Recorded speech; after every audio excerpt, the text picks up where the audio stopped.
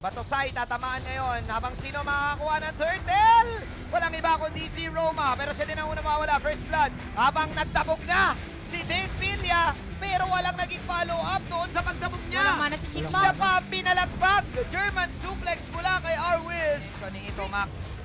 It's all about the objective versus the pick-ups. Actually, ang Bayani Bugaw makapag-pick up ng isa. Indicator, kalahati ang buhay. Nandito si Roma. Uy, grabe naman.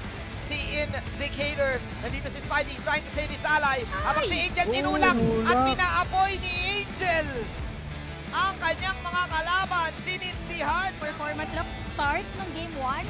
Oo. Medyo napasobra din ulit Uy, nila. Pagkana hook. What a combo! Hook into the body slam. Habang si Angel ngayon bumabanat lang ng mga fireball jutsu.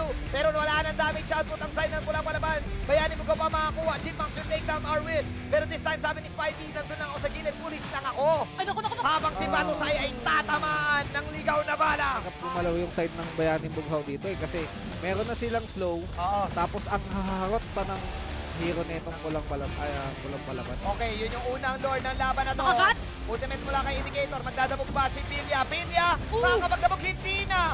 Naku po! Nice na siya. Meron side na pula palaban. Habang umaapoy-apoy lang si Angel. Meron pa rin siya mana. Pulado ngayon si Arwiz. Ayun na yung manika. Pero nabitin yung damage ng mga karayom. Nandito pa rin si Indicator. With the Indy. Mr. P, mag-hook. Wala na. Kaya saktong-sakto. Kumutikan pa nga doon sa may bottom lane. And Spidey, hook. Ang sakit! Grabe ang kate. Chinukchak. Ay, naku si Chipmunk pinalipat ng game. Oh my G! Sasalubong si na Roma dito. Babanatan si Indicator. 3-on-4 situation. Nasa taas yung init. Ito na yung mga karayom ni Batosay.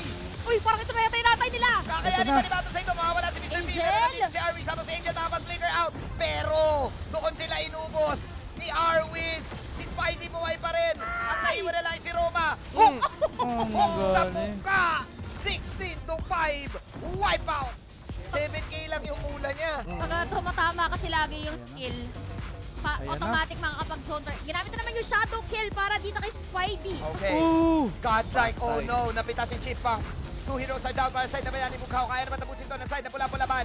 Haharap ngayon si Bugwis. Ay si Arwiz pala. Di pa pala si Bugwis. Wala pala nun. Habang si Villa susubukan magdabog. Nagkadabugan na pero yung Lord na nandito pa rin. And this time hindi na sila makakapag-depensa. As pula-palaban will sweep Bayani Bughaw 2-0. para sa tournament number 2.